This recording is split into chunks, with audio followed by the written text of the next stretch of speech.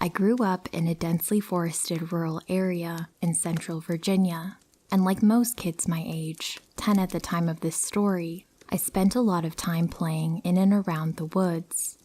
My best friend and I had found a creek one day while exploring different deer trails through the woods.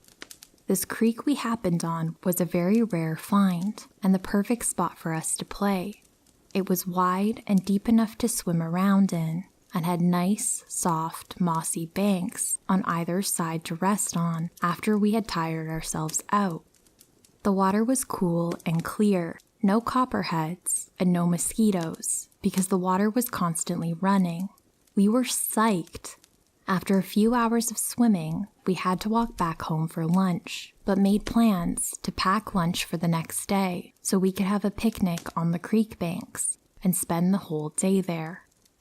The next morning, we set out for the woods at around 1 p.m., planning to have the picnic first and swim after. We entered at the same spot we had the previous day and followed what we thought was the same deer trail. It was not. At the point where we should have found the creek, we walked into a small clearing that was covered in huge, thick ferns. We had definitely never walked past this before. So, being both hungry and tired of walking, we decided to eat in the clearing. We laughed and played around there for a while, spitting watermelon seeds at each other from our lunch. It was an absolute blast, and we were both in wonderful, giddy moods. All that changed, however, as soon as we packed up and set out to find the creek. As we walked on, the woods started to feel darker and colder. We got skittish, and I noticed my friend kept whipping her head around to look behind us. After about a half hour of walking, we came up on what looked like an entire overgrown bathroom, sink, toilet, and bathtub, all sitting arranged together and covered in ivy. It's pretty common to find weird shit like this in the middle of the woods, so we just walked on and made jokes to lighten the mood, calling it Bigfoot's bathroom. After another hour of walking and not seeing anything we recognized, we started to panic. Instead of trying to reach the creek, we were now just trying to find our way back home, or out of the woods at least. I told her we should follow the sun, and eventually we would come upon a road or someone's property where we could find help. She insisted on another way, and we began yelling at each other out of fear, and let's be honest, little girl bossiness. I told her if she thought she was so right, she should just go her way and we would see who got out first. So we split up.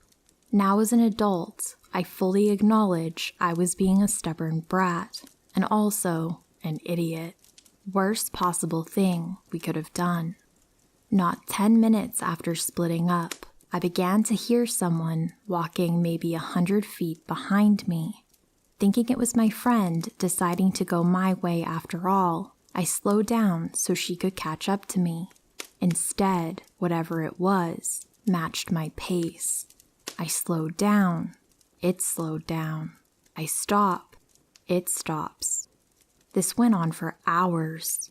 The whole time I was going back and forth on whether or not it was in my head or there was really something following me. I picked up a big stick, swung it a few times to make sure it was sturdy if I had to hit someone, and trucked on. As it began to get dark, I came up on something that made my heart sink into my stomach. It was Bigfoot's bathroom. I had just walked in a huge circle for hours, despite being 100% sure I was following the setting sun west the entire time. Confused and frustrated, I sat down on a log and just screamed my little heart out while smacking my whoop-ass stick repeatedly into the ground. As I tried to collect myself, I heard the footsteps again, walking up on me from behind. I called out my friend's name as loud as I could. No answer. Then, after a short pause, the steps began to run towards me. I jumped up and booked it as fast as I could in the opposite direction. Now, this is the truly horrifying part, which I typically omit when telling people this story. As I was sprinting through the darkening woods, I began to hear what I thought were church bells. I looked up to see the darkest, deepest cloud I had ever seen in my life. In the middle, it was so black, it was like looking into the night sky, and the dark gray around it seemed to be swirling. It gave me a horrible feeling to look at, almost like the nausea you get when looking through binoculars too long. What sickened me further is that I realized the sound of the bells was coming through the hole in the cloud. They were deafeningly loud. I mean, really booming out of this thing. When I realized this, I stopped dead in my tracks. I felt a sense of absolute and overwhelming dread that has gone unmatched in all my 24 years on this planet. Something in my head began screaming that if I did not run away from whatever the hell that cloud was, no one would ever see me again. I would be gone. I did not want to run towards the thing chasing behind me either, though, so I made a sharp right and took off away from both. It was now completely dark, and I was running blind through the woods, smacking through branches, wheezing, and tripping every few feet for what seemed like another hour, until I smacked into something low and flew over it, hitting the ground so hard all the air in my lungs was knocked out of me. As I lay there trying to recover, I realized I couldn't hear the bells anymore. Then my eyes adjusted more to the dark, and I realized what had just made me go ass over teeth was an old fence. Grabbing hold of it, I prayed it would lead me to a farm, and sure enough, it did. I walked up over a hill about a mile to the back of a farmhouse, explained what happened, and the farmer graciously gave me a ride back home. I was covered head to toe in scrapes, oozing blood, and more exhausted than I had ever been in my life, but I was finally safe. It was past 9 p.m. when I finally walked through my front door. My friend had gotten back shortly after we split and figured I had as well, so hadn't told anybody I was lost, and my family just figured that I was still out after dark, which wasn't uncommon for me. They were shocked when I walked in beat up and crying. Nobody had been looking for me at all. To this day, I wonder how long they would have waited to come find me if I hadn't been lucky enough to find the fence, and if it would have been too late.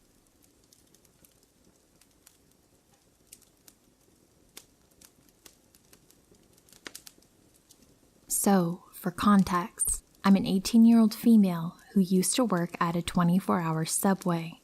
I worked there for almost 2 years until I quit this past July for mental health reasons. For over a year, I was one of the store openers and would get there around 7 a.m. to start tasks. Keep in mind, I would usually be alone until around 9 or 10 when another coworker's shift would start. Even though I only have a few scary stories from my 2 years of working there, I and some of my old coworkers still believe it was somewhat haunted. Okay, so one morning when I was alone, I was standing in the back when I heard from the front a woman's voice saying, "Hello, hello, hello." It was almost like a loud whisper. Of course, my first instinct is that the bell we have on the door didn't work, and a customer is out there waiting. Except when I walked out into the front, there was no one there, not even a car outside of the store. The song on the radio was a familiar song from the 90s, sang by a male artist, so there is no way it could have been that. And why would an artist put background vocals of a creepy whisper in a song anyways? I remember hearing the first hello and turning my head and listening more carefully as it said hello 2 more times. So I know for a fact I did not imagine it. After this instance, I had another a while later where I was in the back and heard one of our bread cabinet doors slam shut out front. This is a very distinct noise for anyone who has worked in a Subway because we are constantly getting bread and closing the cabinets. Immediately after I heard it shut, I ran out of the back to again see nothing. No customers, no cars out front, nothing. We also don't like to keep bread cabinets open since air could get in and make the bread stale, so I know for a fact I did not leave it open for the wind to shut it. My last story happened more than once on different occasions, and I would like to think that this was the spirit messing with me and wanting me to think I was crazy. Again, I would be in the back alone when I would hear what sounded like somebody sweeping the floor in the front towards the cash register. It was a swoosh noise that would happen over and over again for at least 3 seconds at a time. The thing is that I would move slightly and it would start, and when I stopped moving, it took another second for it to stop, so I knew it wasn't me making the noise. For example, I would take a step, swoosh. I would stop, swoosh, and then it would stop. It would happen sometimes 5 times in a row until I would walk to the front that is 3 feet away and see nothing. It would only happen when I was alone and would start to happen when I was just sitting or standing around on my phone in the back. I feel like the spirit wanted me to think that I was the one making the swoosh noise, while also making me feel creeped out at what I was hearing. Also, whenever I heard the swooshing noise, I pictured a woman with blonde hair in a white dress, which I don't know why is what popped into my head when I heard it. At the time of these things last year, I was in a bad mental place and exhausted from always being out of the house, at school, work, or competitive dance, which is why I feel like the spirit only really showed itself to me, because I was depressed and I didn't have any friends at school. Even though those are my only experiences, I still feel as if there was a woman's spirit roaming around that subway.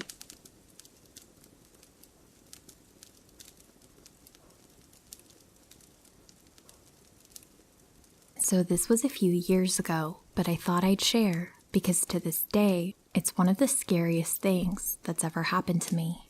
Basically, a few years ago, my sister lived in this house share. It was a huge house, 3 stories with 5 bedrooms and 2 bathrooms. At the time, my sister was the only one living there, so all the other rooms were vacant. My sister's bedroom was on the ground floor, next to the kitchen. One night, I was staying there with her. She'd gone to bed a couple hours ago, and I was suffering from insomnia at the time, so I was in the kitchen talking on the phone with a friend. It was about 3 a.m. While I was on the phone, I got this horrible, overwhelming feeling of being watched. It was like something, not someone, was in the room with me, and whatever it was, did not want me there. I tried to ignore it and continue my conversation for a few minutes, but it got to a point where I straight up just did not feel safe in that room, so I told my friend I was going to bed and hung up the phone. I went into my sister's room, and she'd always told me to lock the door behind me, even when there was no one else in the house. It was a standard lock that just had to be turned, so I did. Then I grabbed my blanket and laid on the floor to sleep. I'd only been laying there for a minute or two when I heard the sound of the lock clicking and the door creaking open, and suddenly that feeling of dread was back. It took me a minute, but I finally built up the courage to turn around and check, and the door was wide open. While I was staring at the door, I couldn't see anything, but I could literally feel this thing watching me, so I just froze. I finally managed to reach my hand out to shake my sister awake, and she had to get up and close and lock the door because I physically couldn't move out of fear. I had a lot of experiences in that house, but that by far was the scariest to me.